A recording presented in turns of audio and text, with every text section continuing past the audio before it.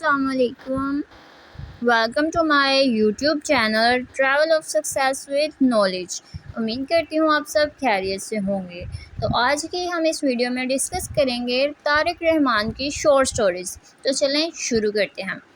سب سے پہلے ہم رائٹر کا انٹروڈکشن دیکھتے ہیں کہ رائٹر کون تھے. Tariq Rahman is a well known Pakistani writer and scholar. Tariq Rahman ایک پاکستان کے جانے مانے رائٹر اور اسکالر تھے.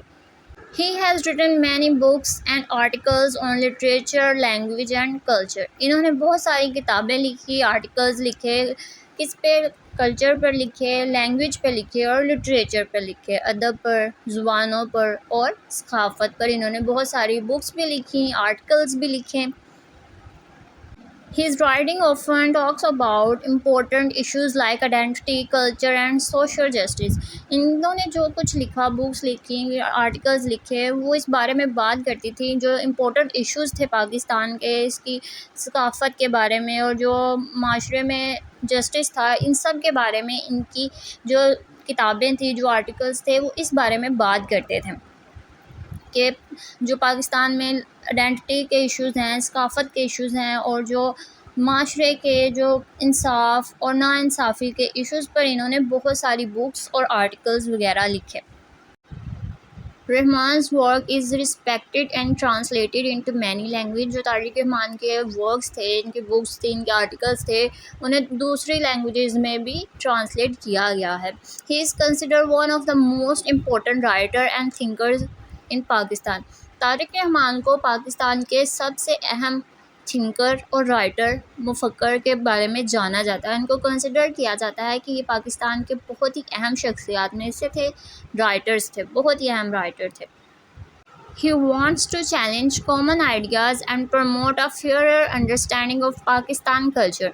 وہ چاہتے تھے کہ جو پاکستان کا کلچر ہے وہ ایک انڈرسٹینڈنگ بنے اور بالکل ہی منصفانہ طور پر اس کو سمجھا جائے، اس کو پروموٹ کیا جائے. یہ چیلنج کرتے تھے ان آئیڈیاز کو جو پروموٹ کرتے تھے فیئر طور پر انڈرسٹینڈنگ آف کلچر پاکستان. جو پاکستان میں کلچر ہے اس کو منصفانہ طور پر جو پروموٹ کرتے ہیں ان آئیڈیاز کو.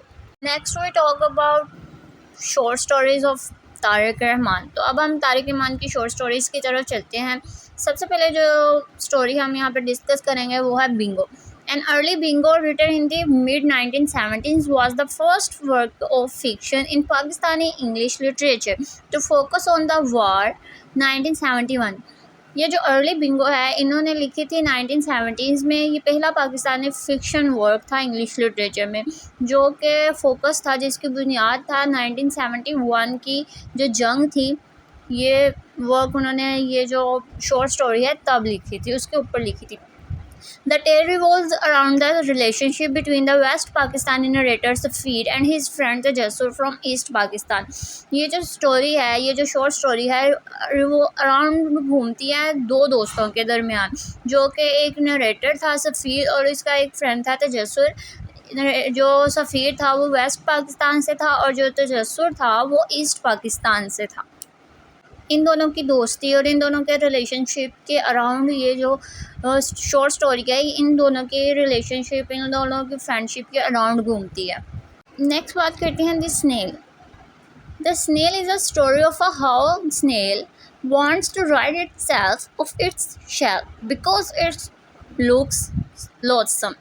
After all, what was beauty? It was merely an ephemeral illusion. یہ سٹوری ہے کہ ایک سنیل کے بارے میں. جو ایک سنیل ہے اس میں وہ چاہتا ہے کہ جو اس کے اوپر شیل ہے وہ اس سے چھٹکارا حاصل کرنا چاہتا ہے، کیونکہ اس کو لگتا ہے کہ یہ خوبصورت نہیں ہے، یہ اس کی خوبصورتی کو مدھم کرتا ہے یا ختم کرتا ہے. After all what was beauty? Beauty کیا ہے؟ صرف ایک محض وہم ہے. وہ چاہتا ہے کہ جو اس کے اوپر شیل ہے وہ اس سے چھٹکارا حاصل کرنا چاہتا ہے. The quote honestly sums up the concept of beauty. It is short-lived. The shell may be ugly, but is protective without the shell. The snail is unacceptable and incomplete. یہ جو کوٹ ہے یہ خوبصورتی کے کنسیپٹ کا خلاصہ ہے. It is short-lived. The shell may be ugly. وہ سمجھتا ہے کہ شیل میں بھی شاید بدصورت ہے، but it is protective. لیکن بدصورت ہے لیکن یہ پروٹیکٹیو ہے. Without the shell the snail is unacceptable and incomplete.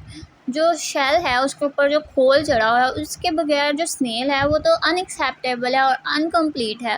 وہ تو کمپلیٹ ہی نہیں ہے, ایکسیپٹ ہی نہیں کوئی کر سکتا, اور نہ ہی اس کی پروٹیکشن ہے. نیکسٹ شارٹ اسٹوری ہے Babu. Babu is a story of a contractor and his sahib. Babu ایک اسٹوری ہے, ایک کہانی ہے ایک کانٹریکٹر کی اور اس کے صاحب کی. The story talks of the fall of babu from being the boss to being an insignificant nobody. یہ اسٹوری بتاتی ہے کہ بابو کیسے اپنے وجود سے گرا, کیسے اس پہ زوال آیا, اور کیسے ایک بوس بہت ہی اہم سے غیر معمولی ہو گیا اور جو کہ بعد میں کوئی بھی نہیں رہا. The story talks of the fact and the fall of man from the heights of success to deep of misery and poverty. یہ اسٹوری بتاتی ہے کہ کیسے ایک آدمی اپنی سکسیس کی, کامیابی کی بلندیوں سے گرتا ہے اور کیسے غربت میں دھنسا چلا جاتا ہے.